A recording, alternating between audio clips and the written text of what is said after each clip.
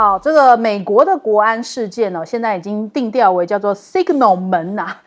就是讯号门嘛，就是他们其实这个群组泄密事件哦，白宫现在好像转了口风哦。那这个美国国家安全顾问沃兹因为把大西洋月刊的总编辑拉到了群组哦，引发了这个泄密风波。那他们一开始讲说也没有什么秘密嘛，但是现在他们开始承认哦，的确是有失误哦。那人家去问了卢比奥，他就说把记者拉入国安高层的通讯群组是有人犯下了大错。那川普之前也认为这个是沃兹的这个失误嘛，他说哎，这是一个小小的失误哦。但是呢，现在就是有多位的共和党重量级的参议员也要求要调查这件事情，认为这个沃兹是有蛮严重的责任哦，所以现在他们开始也这个跟一开始的这个态度上面有所转变，现在开始要好好调查了嘛。那川普在周三的时候，虽然他一开始是批评是媒体大肆渲染哦，是政治猎物，但是呢，他现在开始讲了，讲说，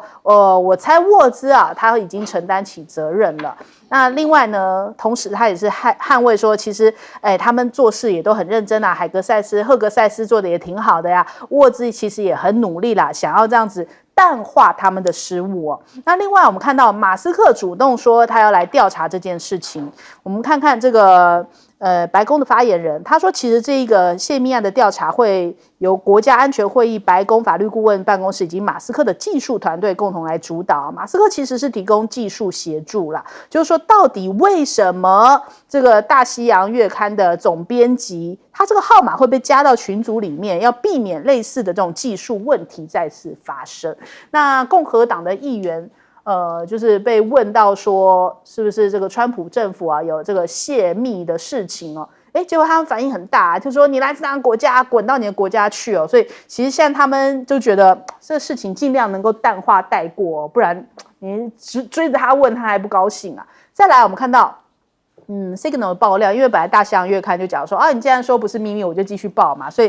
现在看到了这个，其实呢，他还公开了胡塞武装组织计划当中的全文哦，其中还披露了美军追杀胡塞组织哦，他们一些相关的细节，会先通过侦查，就是派出多架的 F-18舰载机，还有 MQ-9死神无人机，协同发动斩首行动啊，然后投放到这个建筑物里面，把这个用炸弹把这个建筑物给炸毁。那其实呢，他讲说，如果这个事情就是这个泄露机密啊，反向来说的话，落入到胡塞手中，其实是对于美国军人来说是更危险的一件事情哦。CNN 就提出这样的一个示警。那另外我们看看这个美国，其实他们军事上面最近就让大家感觉这还是美国吗？怎么美国好像不是以前让大家感觉那种在神坛上的美国哦？美国已经不再是有这个军事的优势、科技的优势或是经济的优势，也开始出现崩坏的这种倾向。那在这一边，美国有3艘的航母集结在中东哦。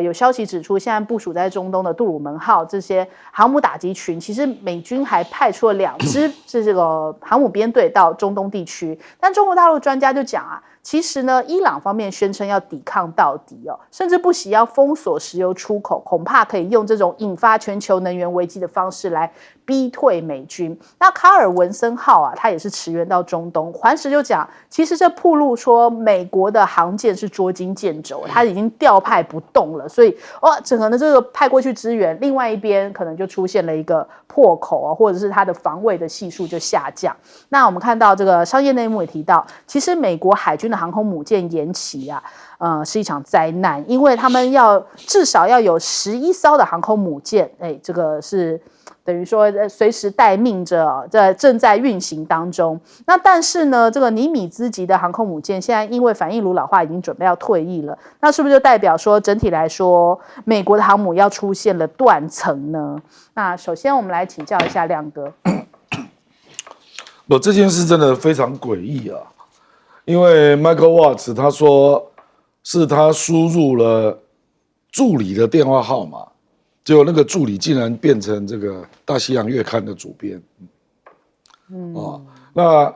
所以是不是助理？这我不知道，我不能乱猜啦。不过他是这样说啊，他说他是要把他的助理加进来，可是我觉得这个是托词，因为后来那个群组只有18个人，并没有助理。那都是非常核心的有关情报、军方的人啊。那更诡异的是，坦白讲，我如果加入一个群组，这个群组只有18个人，那突然跑出一个 Goldberg， 大家都不认识，你不觉得很奇怪吗？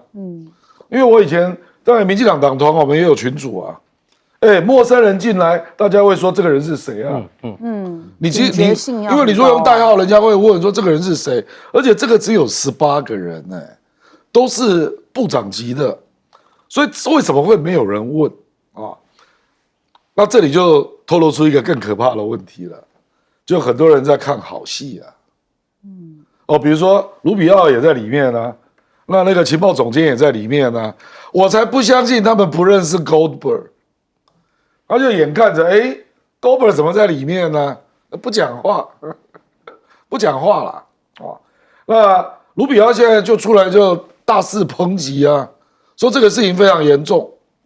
因为我坦白说那18个人大部分都是 MAGA 的成员，只有卢比奥不是那个 MAGA 的成员现在都很尴尬，都不愿意讲话那这个按照美国的法律是有责任的啦。所以白宫的法律事务处也在调查，那国安单位也在调查，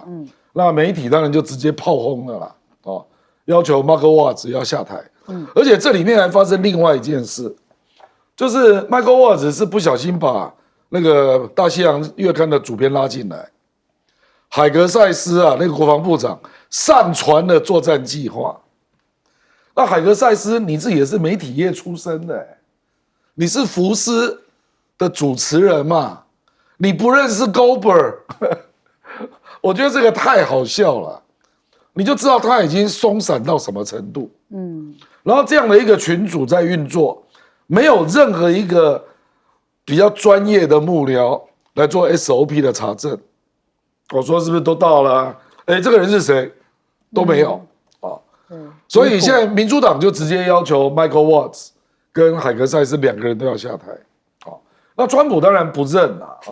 川普现在又在瞎掰嘛，说这里面根本没有机密资料，这个就是胡说八道了。当然有，就是也门的作战计划，牵涉到 F-18，牵涉到我们说那个死神无人机等等所以绝对是有泄密的部分那我觉得现在很可能收尾 ，Michael Watts 可能就找一个助理就顶罪了很可能会这样处理了，我们就等着看吧。好，来请教吴老师。这一次这个大西洋月刊那个 Goldberg 加进去，我也是觉得非常吊诡。刚才亮哥讲他是这个助理啦，但是那个沃尔斯说把那个他是设一个人名，对，然后他电话是 Goldberg 的电话，这个非常非常奇怪，这绝对是一个，我不觉得是一个失误，我觉得因为你们知道大西洋月刊他蛮左派的，而且 Goldberg 是非常他讲的话都得罪川普。所以川普很讨厌 Goldberg， 其实大家都知道 Goldberg 是谁啊？对啊，他是 The Atlantic 的总编啊，所以大家都知道他怎么会在这个我们讲这个非常机密的这个 Signal 上面出现。我们在讨论这个 Signal， 其实 Signal 这个东西它在川普的政府里面，我觉得它被太广泛的运用。特别是我们讲说这一次这个所谓轰炸也门胡塞组织的这些东西，它到底算不算国安机密？大家第一个讨论它是不是国安机密，我们才会有泄密的问题。结果我们也去看他那个 Hexes 写出来的东西，那不是国安机密，那是什么？几点几分进行第一次轰炸，几点几分进行第二次轰炸 ，F-18几点几分的出动，这个是十足的国安机密。你只要任何东西泄露出去，让胡塞组织知道了，那你的空军就有危险。对，他知道你什么时候出来，他在那边等你啊。对，所以这绝对是机密。那如果是绝对机密，怎么会是在这个 Signal 这种他们这个远端加密点对点的一个防密软体，的确是蛮保护的蛮好的，但这种东西还是会有泄露的风声的危险，对不对？因为一般来讲，他们要讨论这种所谓非常军情战情的东西，他们都是在一个加密的房间里面讨论，就算你不能线上参加，你必须要线下，应该说不能线下参加，你要线上，他们都会在国安高层都会在白宫某个房间或是你自己的地方，他们都侦查完、收集完之后，把你这个房间确认不会有窃听的问题之后，你在那个房间进行所谓任何的国安的讨论。但是川普政府上台之后，他们这些人，不管是 Hexes 也好，他是记者，那他用了很多的这种众议员，像沃尔是众议员，他们对国安会对这种机密的事情，坦白讲，幕僚应该都会安排好才对。那你怎么会在 The Signal 这个东西上面探讨这么敏感的国安议题，然后又刚好加了一个敌对阵营的总编，对不对？在里面可以看到你所有的这个所谓问题，我觉得这个非常吊诡，而且是对川普政府，我觉得是有一点试探的味道在这里面。所以现在有人在讲啦，那你沃兹要不要下台？你 Hegseth 要不要下台？你这2个人就有人点名这2个，一个是创这个群组的，一个是你在那边写东西上去的，你要负责所有的那个机密的。你这2个要不要下台？那川普说没问题，我觉得他们都很好我很挺他们，所以感觉就是硬要挺他们2个就对了所以基本上很符合川普的个性了。我要的人我可以要，我不要的人我说 fire， you are fired 好，我们来请教将军。这个川普要对这个胡塞组织动手，我认为效果有限，因为在去年的时候，在拜登当总统。他就已经派这个 B2 去炸过胡塞组织，结果胡塞组织依然屹立不摇到现在那现在的话，已经到2025年，我刚刚讲的是2024年的10月就炸过胡塞了。但是胡塞到现在为止，他在那个红海蓝端还是扼控了红海的这个进出口蓝端非常窄，就是34公里，非常窄。那个所有的商船、游轮都要通过它，才能往红海的北端，然后经过苏伊士运河。然后进入地中海，所以那个是个要道。那他到现在为止，胡塞组织已经击伤过80艘的过往的这些船只还击沉了2艘，还有1艘现在被俘虏，还被扣押，还没有放呢。现在有1艘还在胡塞手上，是这个样。所以最重要的是在哪个地方呢？就是在胡塞的它的地下化，它都在下面那个地道，你炸不到，它都在下面了。它5个大型的弹药库全部地下化。而且你对它的洞口炸下去之后它还有好几个洞口，还可以用。你的洞口完没炸，那我不要从这边，我从另外一个洞口。它洞口都是复式配置，所以胡塞组织是已经经年累月已经做战场经营，已经做了很久。所以美国拿它没有，美国现在拜 B2， 他现在准备要选用 GBU-57这个炸弹，这个是炸弹之母这个是大概将近14公吨，这炸下去之后我跟你讲，就跟陨石洞一样了。好大的陨石坑是这个样，因为它在下面但是问题是你的 GPS 定位准不准？因为下面呢是盘根错节的状况之下，你能够炸下去是土堆嘞，你搞不好没有炸到它的地道，它依然很畅旺，这样跑来跑去所以胡塞组织它耐打，但是问题就是说，美国还包括以色列，它不敢进行地面战对胡塞，因为它地下化，那它没办法地面战，你光靠炸没有办法，只能做局部的破坏。而且胡塞组织有一点做得很好的，就是它的防空警报发放系统。它马上呜呜叫的时候，大家马上跑掉，通通地下了。你一炸的时候，怎么都没人通通在地下。它防空警报做得很好，一有些风吹草动，呜呜就开始叫了，就看不到人影了。所以它这一方面的胡塞组织，虽然它的相关的这些民兵，还有包含它的作战的部队，加起来，夯不啷通加起来就35万人，但是问题是。他对以色列的威胁，他还发射过伊朗做的这个高超音速导弹，还击中过以色列的机场、军用机场。以色列对他拿他没办法，因为他们2个距离，一个在以色列在红海的南端，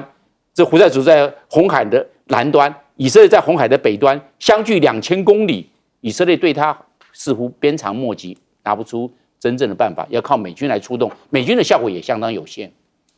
好，我们先休息一下，广州马上回来。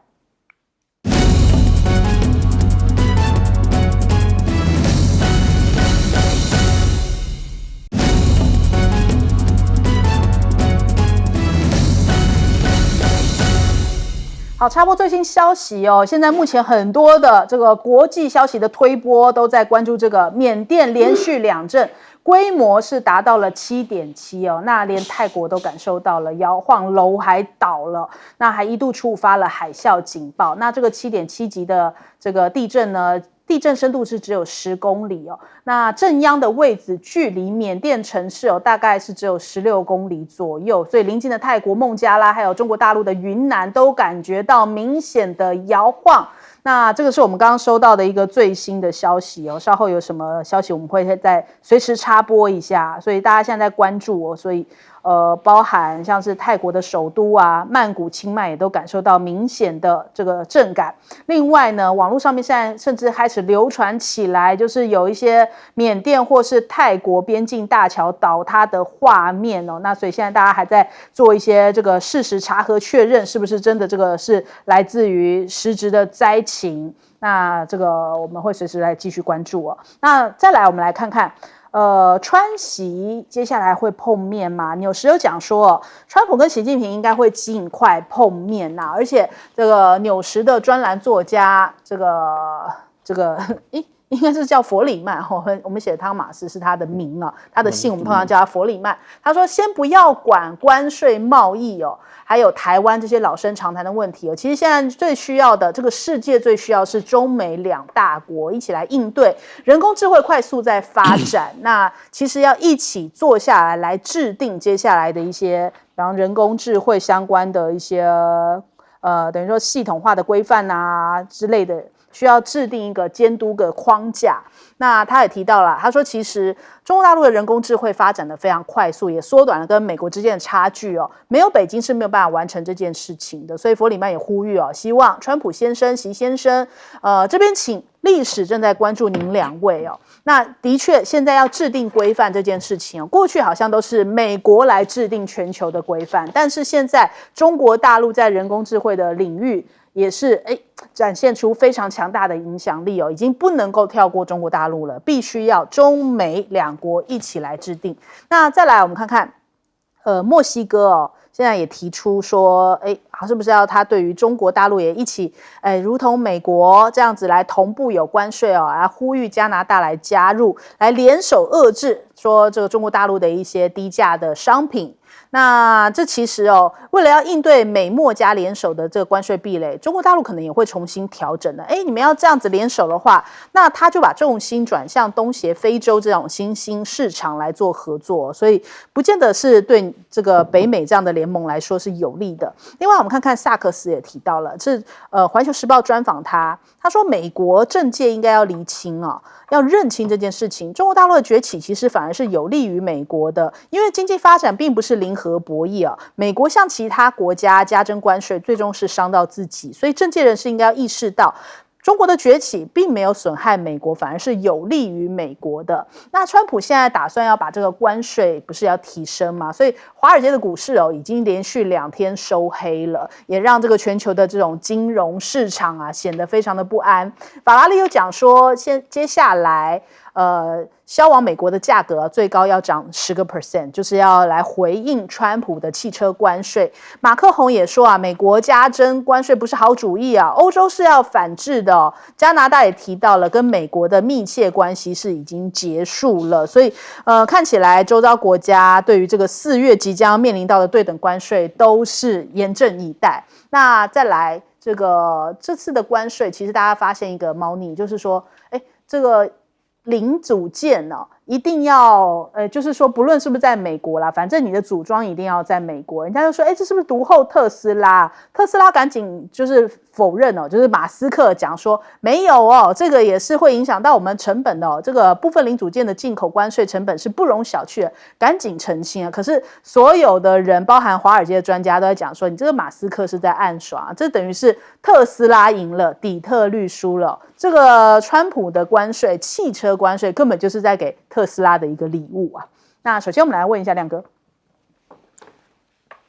这个 Thomas Friedman 这个诉求真的很奇怪啊，因为美国刚拒绝在巴黎的人工智能的峰会签字啊，美国说我只能够以我的标准为准啊，谁要接受你们的规范？而且美国现在正要发动曼哈顿计划。就比照2战做原子弹这样，把 AGI 通用人工智能提高到这个程度啊，摆明的就是要主导全世界嘛，那怎么可能跟中国谈呢？所以我不知道傅里曼是在干什么啊。我看川普大概一看就说你就是代表拜登啊，这根本是不可能的事嘛，那中国大陆也不示弱啊，我为什么要跟你谈？对，我也要发展我的 AGI 啊。因为这个一般估计大概到2027啊，就是 AGI 大概就出来了。那它会影响我们所有的科技生活，包括军事哦。所以当然，傅利曼提这个我们可以理解啦，可是他完全脱离了中国跟美国的现实啊，尤其是美国哦，川普是绝无可能同意的啦。而且这个曼哈顿计划是美国国会2党共同提出的啊，这不是川普一个人的计划啊，而且他们把它认定这个要配合晶片继续制裁中国，全面围堵中国，才能够确保美国 AGI 的胜利。这个就是目前的现实啊，所以中国大陆当然知道，所以中国大陆也是自求多福啊，求自力更生啊。所以我觉得傅利曼写这文章好像是外星人写的一样啦，就是跟现实完全无关呐。那你就自己再去讲吧，也没有人会听。我跟你讲，这个我不认为中美都会听啊，不会，因为你去想一想，半导体制裁已经制裁到哪里去了？现在连人工智能都纳入了，美国会喊停吗？所以傅利曼先去叫美国停止半导体跟人工智能的制裁。你去试试看嘛，所以我觉得这完全脱离现实了。那至于关税战，我认为恐怕是没完没了了。我没有看到有任何一个地方要让步了。比如说你刚刚提到那个欧洲的高级车也要加价嘛，对不对啊？那美国事实上就摆明针对德国嘛，因为出口到美国的这个外国车有73%是德国车，因为丰田早就过去了。对，丰田它全球大概有17%是在美国制造的，所以主要就是德国车。川普就是要逼德国福斯啦等等等，你们要加码在美国投资啦。我认为德国不可能同意的啦。你说有一些议题大家可以协调，这个是他的本德国最强的企业就是汽车工业啊。我说你要看看台湾怎么做啊，台湾我们本也过去啊，我们台湾没有汽车工业。我是说台积电这个本啊。我不认为德国会让步啦。那当然也会波及像意大利啦，一些高级车啦，可是我觉得目前欧洲国家已经跟川普有点硬杠上了，因为有几个议题，比如说乌克兰战争的问题啊。气候变迁的问题啊，那 DEI 多元认同的问题，自由民主法治的问题，还有多边体制的这个接受度的问题，全部杠上。所以我认为越来越多欧洲人自认为是西方文明的拯救者了，所以恐怕跟川普这个对着干我认为他们现在已经在评估，看明年可不可以让民主党赢得其中选举？让你川普跛脚，恐怕这样思考比较现实啊。欧洲还能反扑成这样子啊？不是啊，就是不断的制造言论，然后呼应民主党的主张嘛。目前我觉得有点里应外合啊。民主党也乐得看到这个局面啊。那他的关税战也会伤到美国的国内的状况嘛。而且2党只差5席一不小心就翻盘了。好，请教吴老师。其实我觉得川普这次他下重手对进口车科25非常重，而且呢，他还有一个措施，他是说针对这个美墨加协定的一些汽车零件，他先不科，等到他边境设定出哪一些零件我要科，我才会科。现在是这样子，你进口车如果你没有美国零件，你把零件的价值扣掉之后，我再科25%，所以它意义在什么？尤其车是墨西哥进来的车子，还有日韩车子进来的，他特别要科这个25%。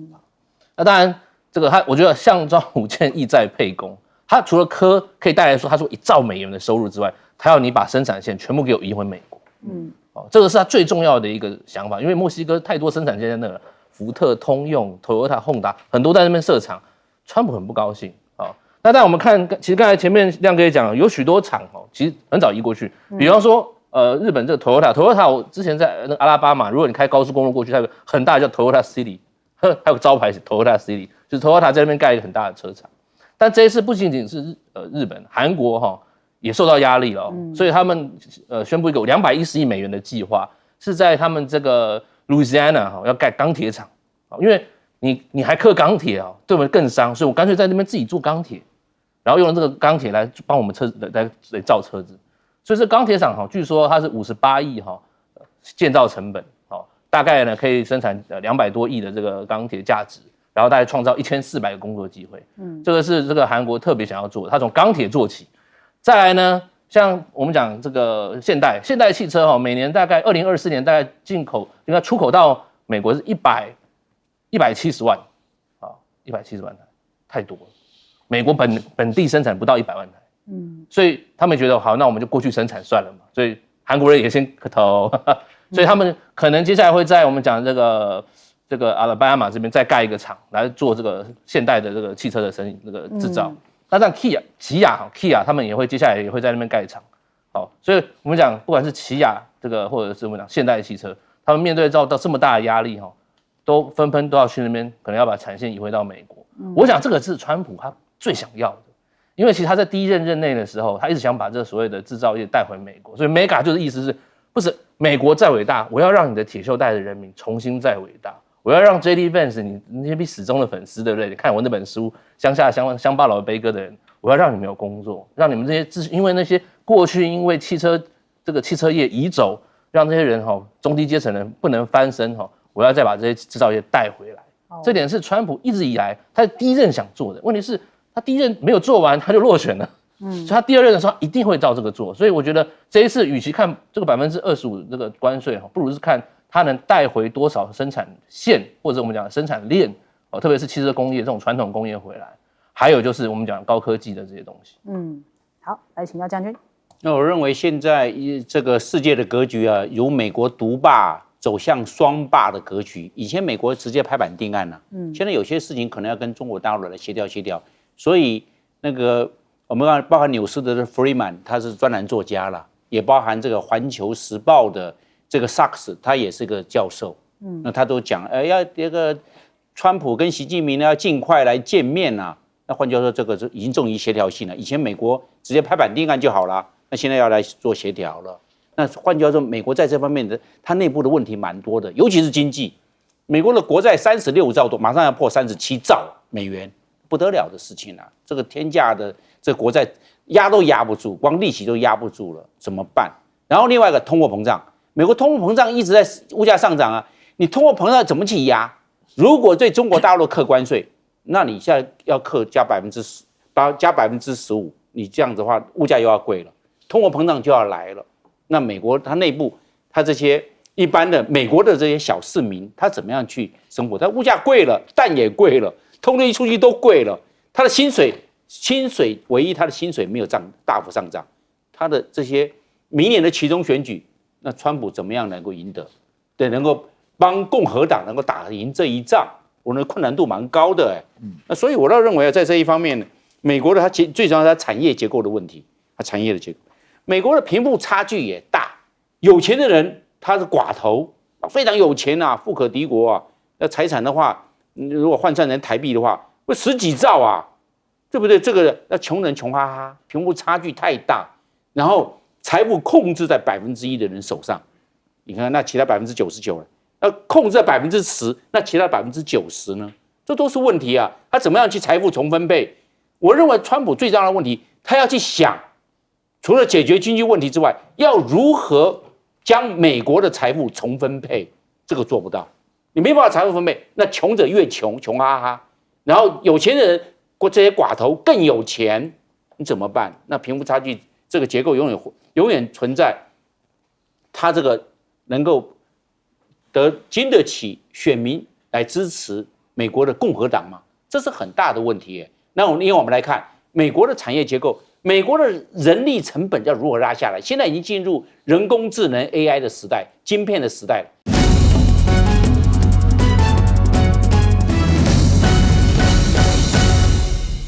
欢迎收看《新闻大白话》，我是主持人翟轩。马上欢迎下这个阶段加入我们讨论来宾，耶鲁政治学博士郭正亮，大家平安。前空军副司令张延廷，主持人好，大家好。政大外交系教授吴崇涵，大家好，大家好。好，来关注一下哦，战争的既视感，昨天大家强烈的感受到了，因为呢，我们就看到哇，赖清德亲自出动去到了台南呐、就展示了一下我们现在这个首次这个防卫韧性的演习嘛。那国军的外科前进外科小组装备也首次展示出来，我们就看到哇，这样子的一个模拟野战手术车厢，说在上面可以进行大量伤患的救治情形哦，就是军方也支援这个。等于说有这样子的一个野战医院呢、大家觉得说哇，一看到这种画面就觉得整个这种战争既视感就上来了，因为我们也看到加萨也是这样子的画面，乌克兰也是这样子的画面。我们昨天是模拟哦，就是这个突发的意外状况是造成了200人的死伤，所以我们一开始的演练就已经这么高的数字在做演练了，让大家听完都有一点怕怕的感受啊。那现在赖清德告诉大家说，全台368个乡镇区公所也都要转成防灾协作中心哦。台湾毕竟很小嘛，所以全区全面备战已经变成了我们接下来可能要面临到的状况啊，连里长都要来帮忙啊。那包含了这个防灾重大的灾变演习，里长也要瞬间变身，变成这个防灾协作中心，可能区域指导官这种感觉吗？那其实民防规划本来就是该如此啦。那但是呢，昨天这个插曲刚好是发生在我们这样的一个全民防卫韧性的一个演习同一天。出现了这个28架的这个解放军的军机联合战备警巡。那海军战车登陆舰中和军舰呢，在凌晨的时候跟大陆的渔船竟然发生了一些擦撞的情况。那这起意外尚未厘清之下，解放军在上午的9点20分开始就陆续有28架的这个战机出海，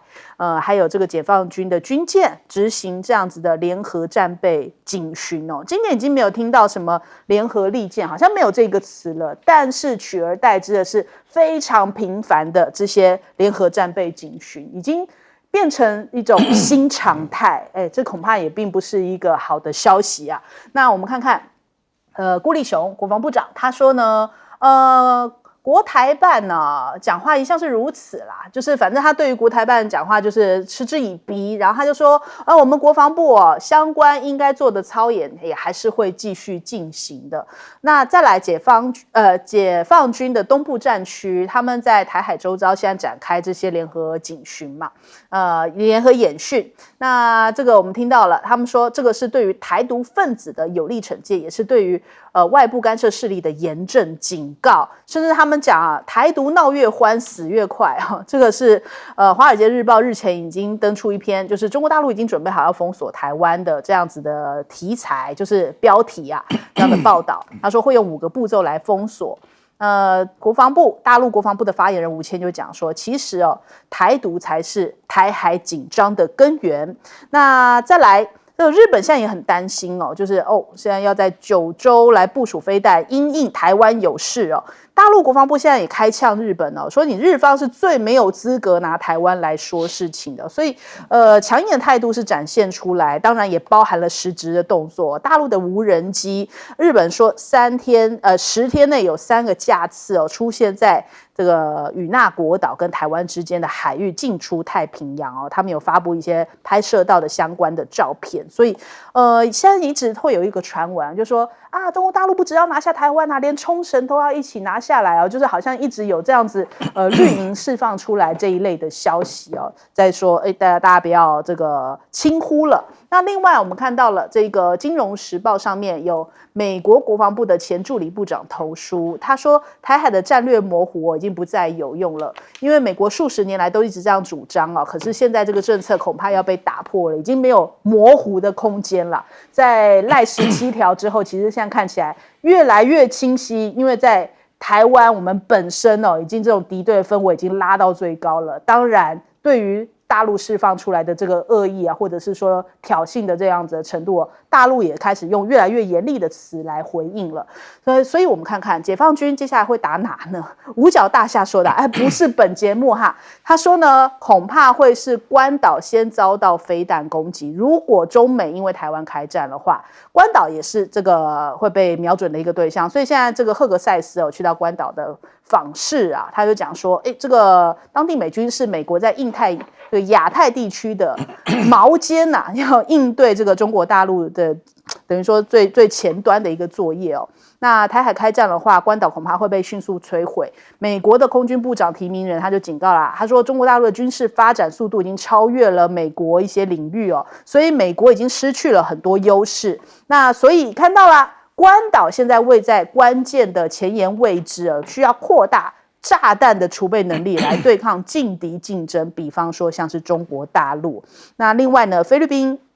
他们现在同样也是紧张起来了。菲方的这个菲国的军方鼓吹要加强南海的存在感，要遏制中国大陆在南海的行动。接下来这个川普 2.0 的战略看起来好像整体来说的话，包含了这个印太战略啊、南海、台海、东海3海联动的方式，看起来已经逐渐成型了。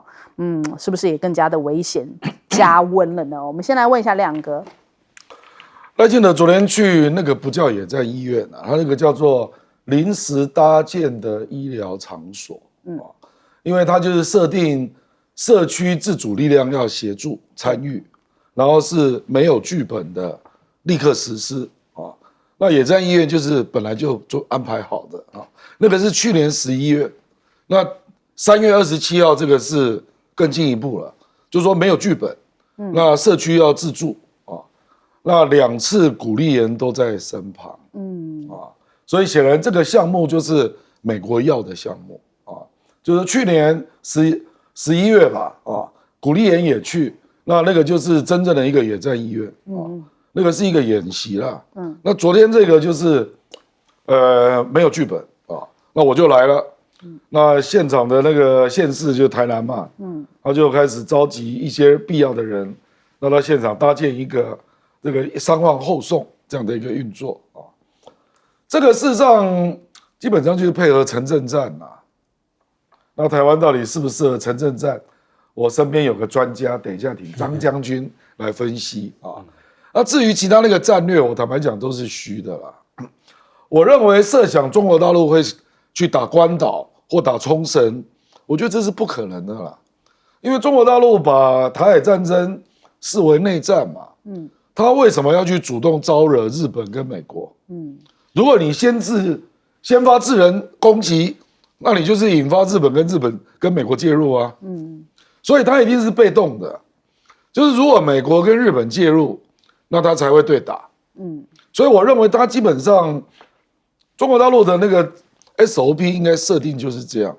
就是你日本要介入吗？你介入我就炸冲绳。那你如果没有介入，我认为他不会动啊，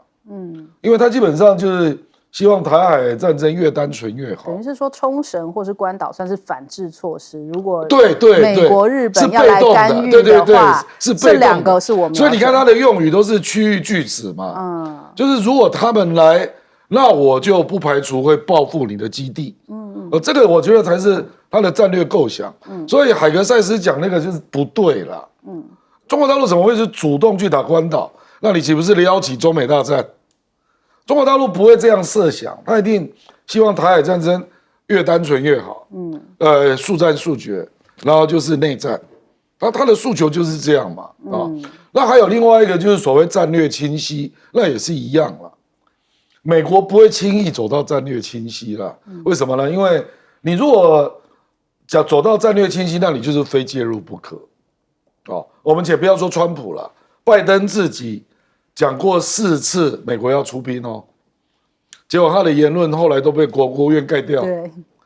连拜登都没有走到战略清晰，何况是川普。所以我觉得那个前任的那位国防部的那位那个副部长啊，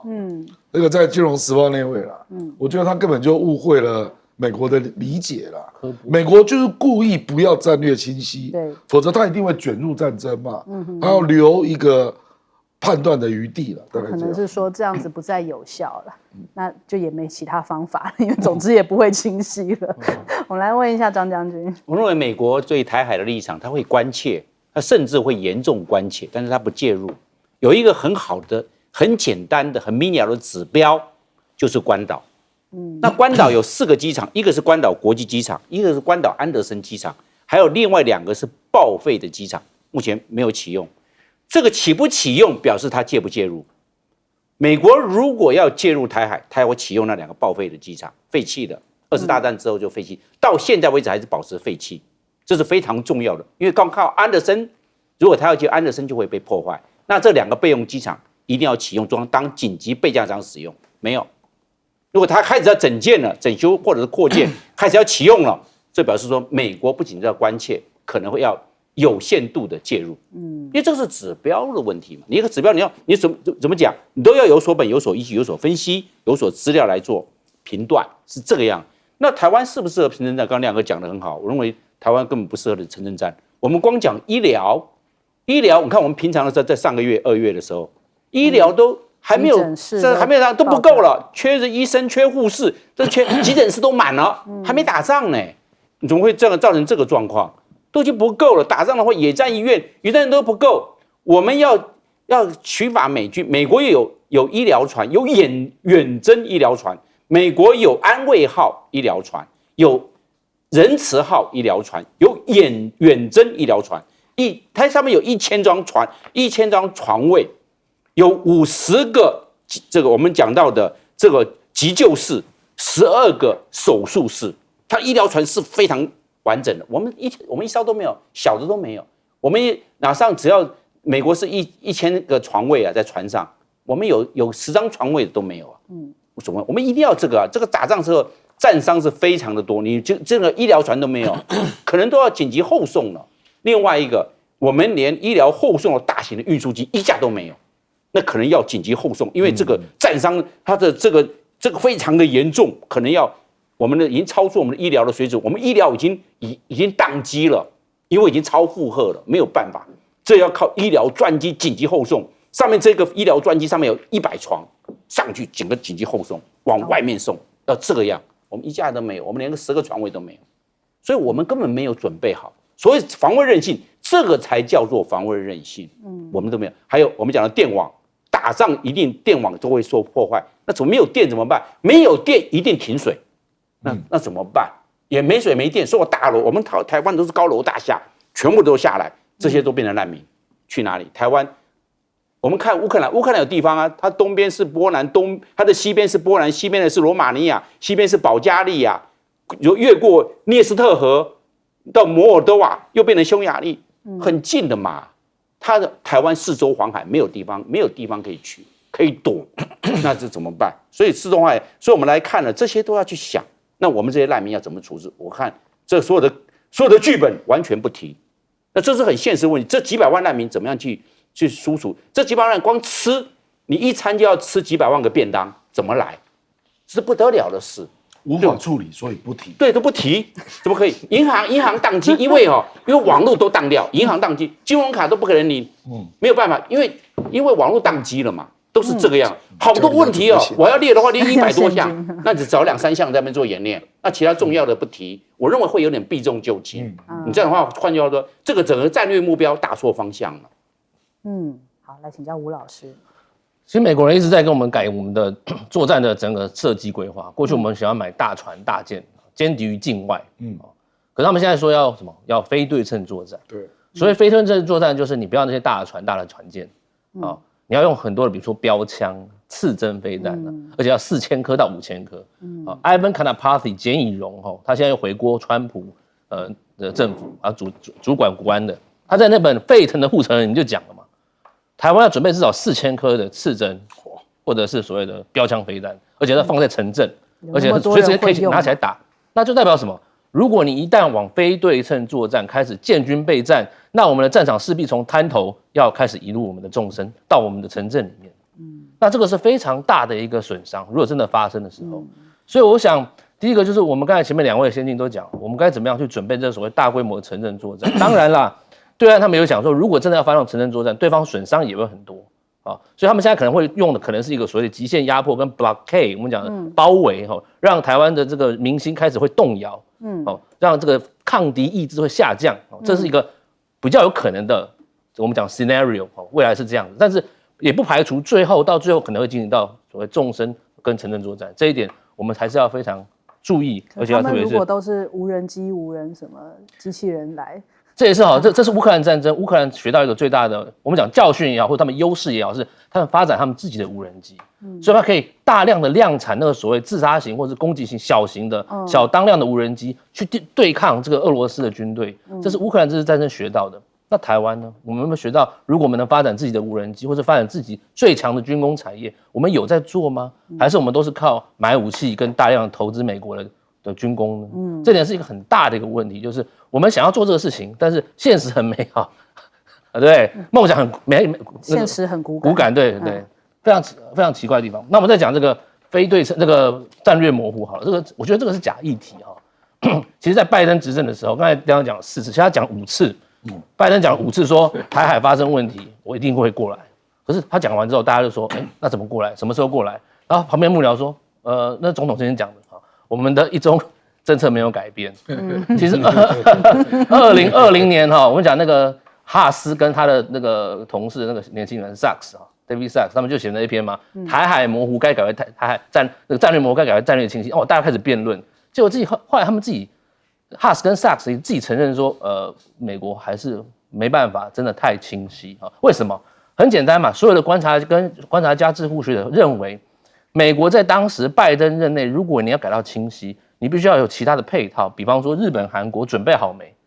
澳洲准备好没？当大家准备好了，你才能把这个潘朵拉的盒子打开嘛，说我们来清晰了，来我们来叫牌，来翻牌。拜登时期都没办法清晰，那请问现在川普？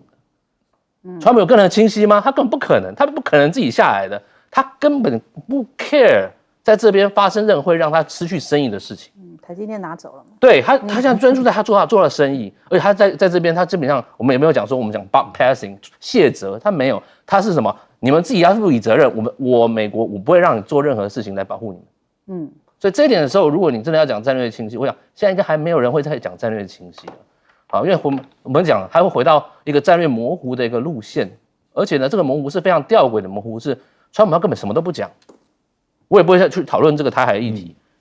顶多我觉得接下来拜习会他们会重申说反对台独，如果他们真的川普能讲出我反对台独，那个就是一个非常大的一件事情，那就是一个我们讲的比维持现状更大一点的事情。那这个时候，我觉得赖清德他可能会做更多的事情，因为他觉得，与其你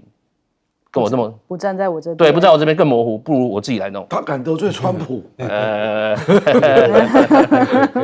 我小补一个数字我们最近加买了1985颗刺针飞弹，花了690亿，2031年交件，来得及吗？我怎么知道？而且乌克兰战争如果再打，都快到了。我在讲，如果乌克兰战争再打，它可能会延后交，因为很多东西要运到那边去。好吧，我们先休息一下，广告之后马上回来。我们。